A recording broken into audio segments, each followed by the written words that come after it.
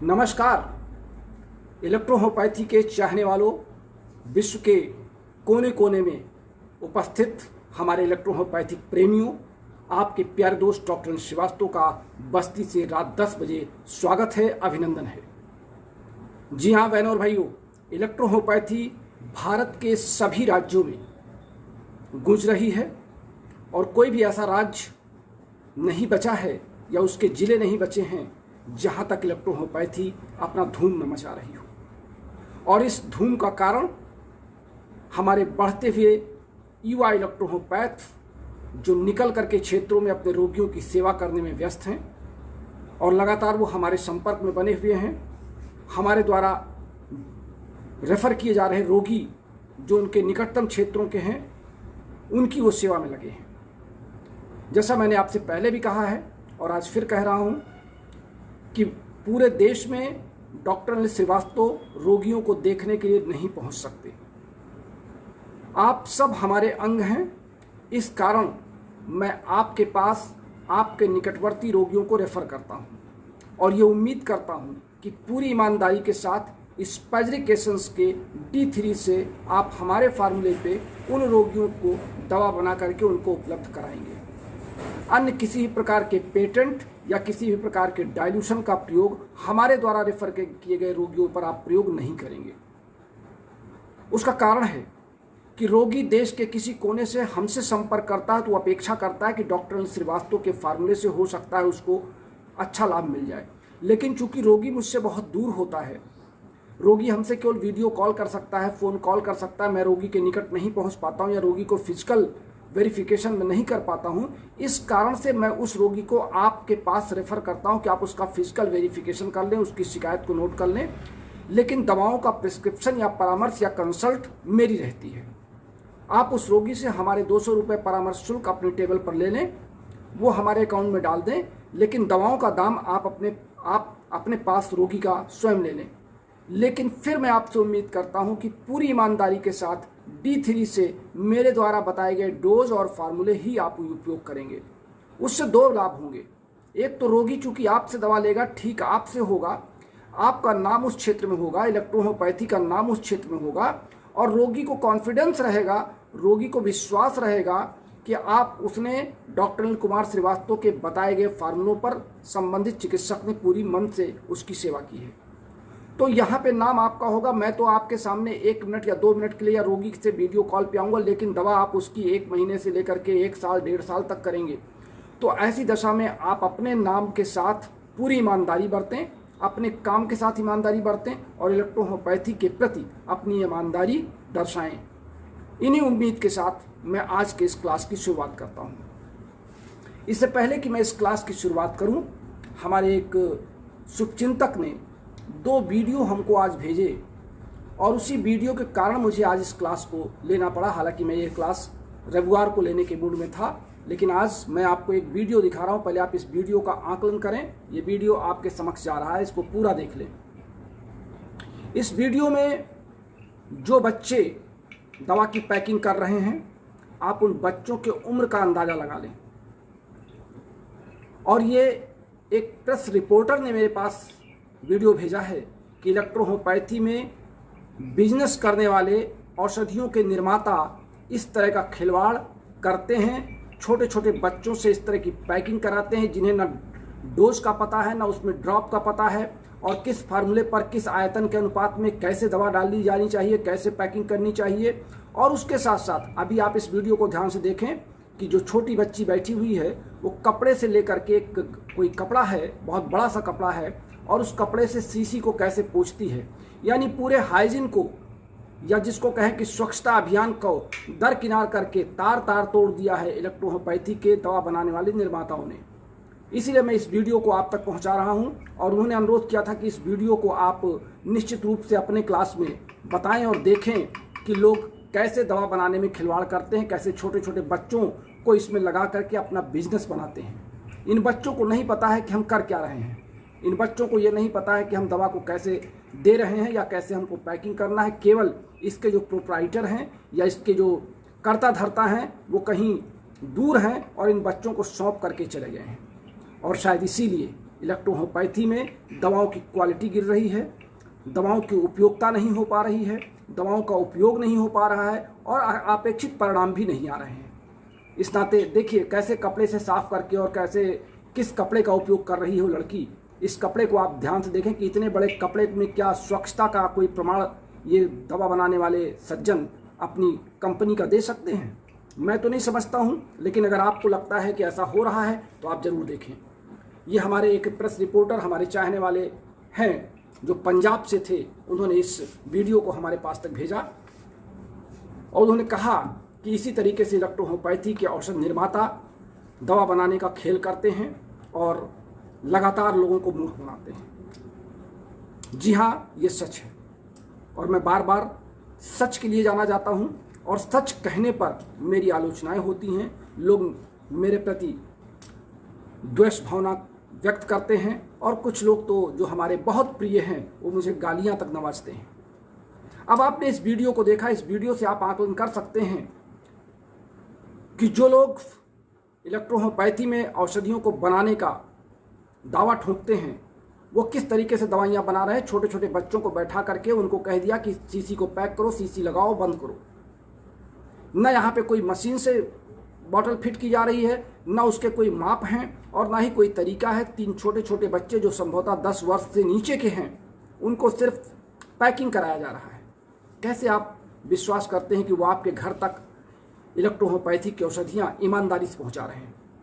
उनके पेटेंट जो काम करते हैं वो पेटेंट इसलिए काम करते हैं कि वो दूसरी चिकित्सा पद्धतियों की टैबलेट को इलेक्ट्रोहोम्योपैथी बता देते हैं, वो दूसरी चिकित्सा पद्धतियों के सिरप को इलेक्ट्रोहोम्योपैथी का सिरप बता देते हैं, वो दूसरी चिकित्सा पद्धतियों का ऑइंटमेंट को इलेक्ट्रोहोम्योपैथी का ऑइंटमेंट बता देते हैं और इसीलिए उनका बिजनेस चल रहा है। स्पेल्जिकेशन से इलेक्ट्रोहोम्योपैथी में वो एसी कार में नहीं चल सकते।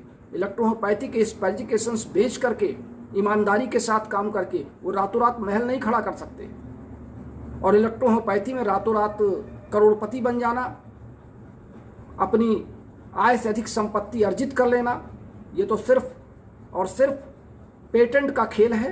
इलेक्ट्रोहोम्योपैथी के समाज को बेवकूफ़ बनाने का एक उपक्रम है जो लगातार जारी है और इसीलिए सरकार हमको, आपको, उन सब को जो दवा निर्माता हैं, जो दवा बनाने वाले हैं, जो जहाँ से धंधे चल रहे हैं, सरकार सब जानती है क्योंकि सरकार के पास विशेष तंत्र हैं और आईडीसी भी इस बात को जानती है। काश ये वीडियो आईडीसी कमेटी तक भी प्रस्तुत कर दें। पत्रकार महोदय से मैंने अनुरोध किया है कि आप, और विशेष बात यह है कि वो प्रपोजलिस्ट कमेटी के एक बहुत अच्छे जानकार सदस्य भी हैं और उसके संपर्क में भी रहते हैं। नाम मैं उनका इसलिए नहीं ले रहा हूँ कि नाम लेना उचित नहीं है, तो मैं तो उनसे अनुरोध करूंगा, अगर, क्योंकि ये मेरा वीडियो लाइव चल रहा है, वो भी इस समय लाइन पर हैं, मैं देख रहा हूं, तो मैं तो उनसे अनुरोध करूंगा कि आप इस वीडियो को आईडीसी को प्रेजेंट कर दीजिए और इलेक्ट्रोहोम्योपैथी की जो कहानी विशेष लोग बताते हैं वो सब समझ में आ जाए। अब आइए हम बात करते हैं, हमारे पास एक बुक है, ये थियोडर क्रास की, जिसपे काउंट मैटी रेमेडीज ऑफ इलेक्ट्रोहोम्योपैथी का नाम दिया गया है और एक दिल्ली के बहुत मशहूर पब्लिशर द्वारा पब्लिश किया गया है और इसके राइटर भी, राइटर तो नहीं, रिवाइज राइटर जिसको कह रखते हैं, रिवाइज्ड बाई ने लिखा है, इसको रिवाइज कराया है और थियोडर क्रास के ओरिजिनल लिटरेचर को रीप्रिंट कराया है। हमसे अक्सर लोग सवाल करते हैं कि आप सीएनएस की चर्चा बहुत करते हैं, सेंट्रल नर्वस सिस्टम की जो दवा मेरी कारगर है, देश के विभिन्न क्षेत्रों में हमारे चिकित्सक उसको अपना रहे हैं और उस सेंट्रल नर्वस सिस्टम शब्द को मैंने इतना महत्व क्यों दिया? ये महत्व तो मेरे शोध के बाद आया। मेरे शोध कार्यों के बाद सेंट्रल नर्वस सिस्टम पर हमारा फोकस जो था, ये मेरा निजी फोकस था, हमारे और डॉक्टर रमाशंकर जी के बीच के विचारों का आदान प्रदान था, हम लोगों के कार्यों का एक विश्लेषण था और उसके बाद सेंट्रल नर्वस सिस्टम निकल के आया। लेकिन थियोडर क्रास, जिसको इलेक्ट्रोहोम्योपैथी के बारे में लोग कहते हैं, इनकी ये लाइन यहाँ पर लिखी, द सेंट्रल नर्वस सिस्टम, पर इन्होंने लगभग कई पेज लिख डाले और अंत में इन्होंने लिखा कि central nervous system is the major part of the body. बस मैं इतना कहना चाहता था इस बुक को दिखा करके। मैं अगर आपको दिखाऊं कि मैं जो ये बुकें आप नीचे देख रहे हैं लाइन से हमारे इस में लगी हुई हैं, ये सब इलेक्ट्रोहोम्योपैथी से संबंधित बुकें हैं जो नीचे से लेकर ऊपर तक लगी हैं, और इसी के संकलन से मैंने आपको इस बुक को निकाल के दिखाया।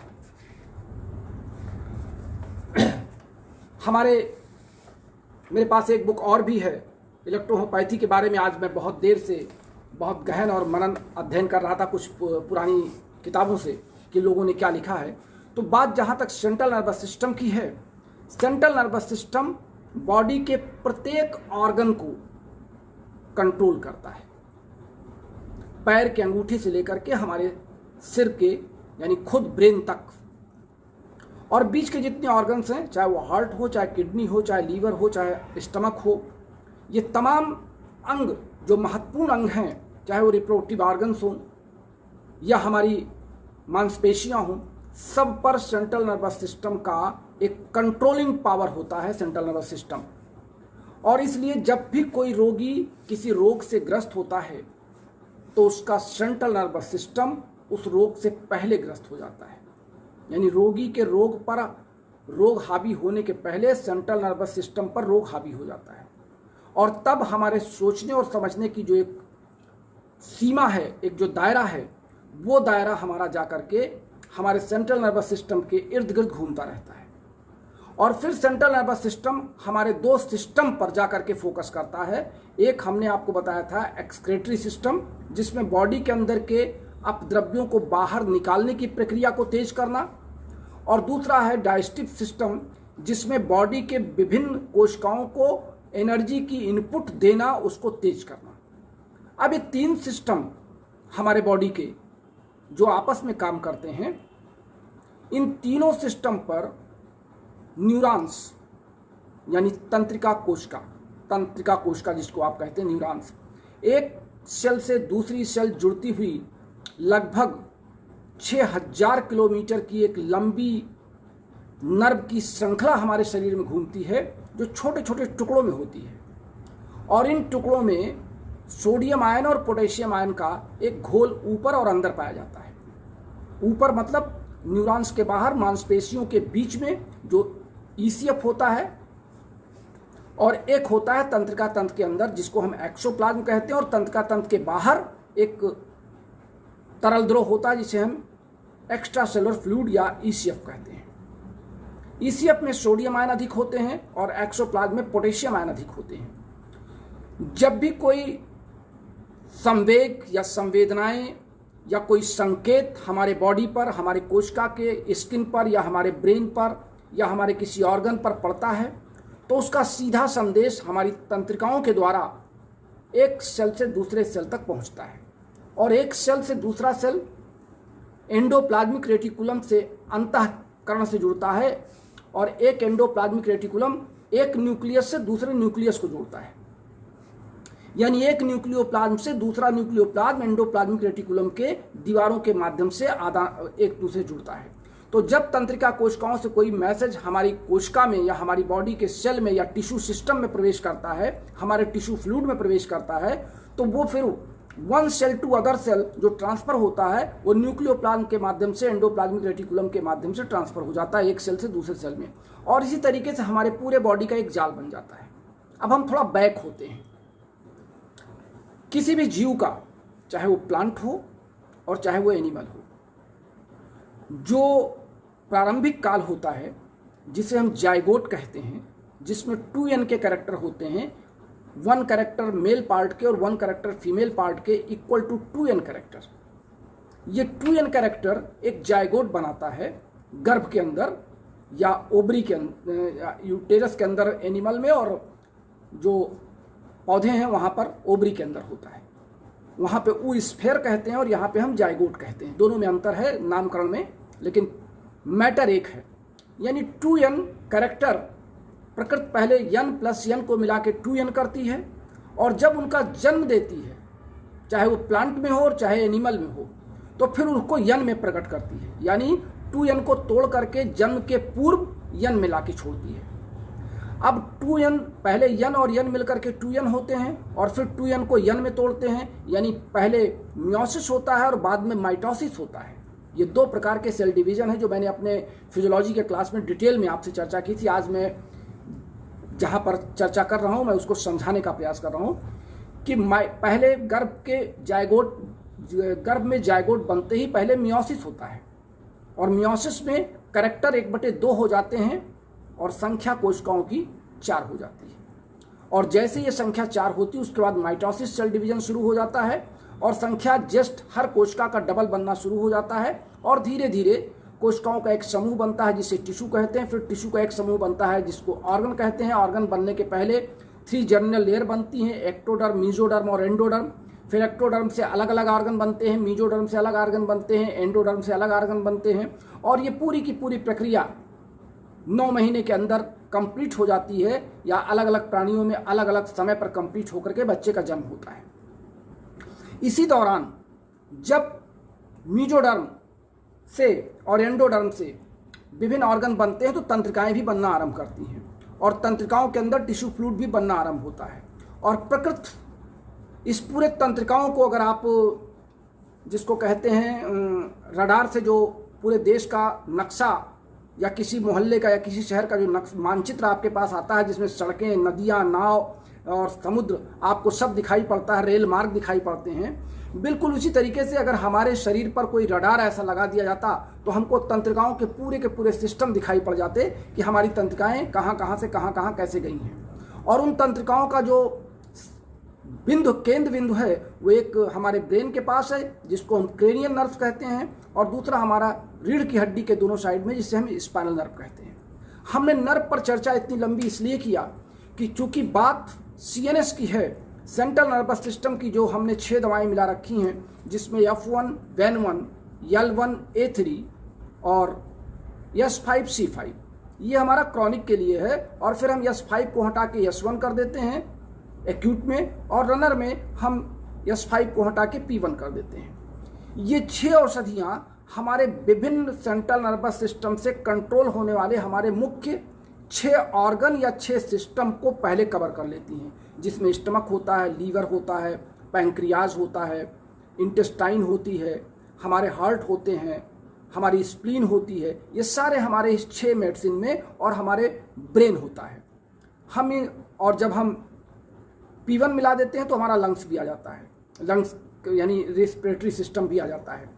तो ये जो 6 औषधियाँ हमने CNS में मिलाई हैं, ये 6 औषधियाँ जाकर के हमारे 6 महत्वपूर्ण सिस्टम को तुरंत एक्टिवेट कर लेते हैं और हमारे ब्रेन संबंधित व्यक्ति के रोग से अपने आप को अलग हटाने लगता है। और जैसे ही हमारा सेंट्रल नर्वस सिस्टम उस रोग से अपने आप को अलग करता है, उसी दौरान हमारी अन्य औषधियाँ एज एंजाइम जा करके उस टारगेट सेल पे अपना फंक्शन तेज कर देती हैं और वहाँ पर मोटिवेट करना शुरू कर देती हैं, फिजियोलॉजिकल एक्टिविटीज़ को मोटिवेट करती हैं और वहाँ पे कार्य अगर बढ़ा हुआ है तो घटने लगता है और घटा हुआ है तो बढ़ने लगता है। और यही हमारे इलेक्ट्रोहोम्योपैथी की औषधियों की कार्यप्रणाली है। हमने आपसे भी बताया था कि अगर औषधियाँ ज़्यादा हो जाएंगी तो जितनी उनकी ज़रूरत है उतना एब्जॉर्ब होने के बाद शेष फीडबैक मैकेनिज्म से हमारे बॉडी के टिश्यू फ्लूइड में विलीन हो जाएंगे, जिसका कोई साइड इफेक्ट नहीं होगा, कोई एग्रावेशन नहीं होगा। अब हम बात करते हैं कि नर्वस सिस्टम हमारे पूरे शरीर को नियंत्रित करता है और नर्वस सिस्टम से नियंत्रित होने की प्रत्येक कोशिका की जो कार्यप्रणाली है वो एकदम स्पष्ट है। इस नाते CNS एक बहुत ही महत्वपूर्ण औषधि है जो L2 और L3 के साथ कॉम्बिनेशन करके देने से हमारे रोगी को त्वरित लाभ होता है। मैं समझता हूँ कि आज के इस सिस्टम को जो लोग हमारे पहली बार सुन रहे हैं मेरा क्लास, उनके लिए भी फ़ायदेमंद है और जो हमारे पुराने साथी हैं उनको मैंने रिव्यू किया है। चूँकि आप सबका अनुरोध है कि क्लास को अब लंबा ना खींचा जाए, शॉर्ट टाइम में रखा जाए, इस नाते मैं घड़ी को देखते हुए आज अपनी बात यहीं पे समाप्त करता हूँ। मैं इसी सेंट्रल नर्वस सिस्टम के आगे यशवन को यूनिवर्सल रेमेडी का नाम क्यों दिया गया, उसका इतना महत्व क्यों रखा गया, हम उस पर चर्चा करेंगे। तो बस आज के लिए इतना ही। नमस्कार।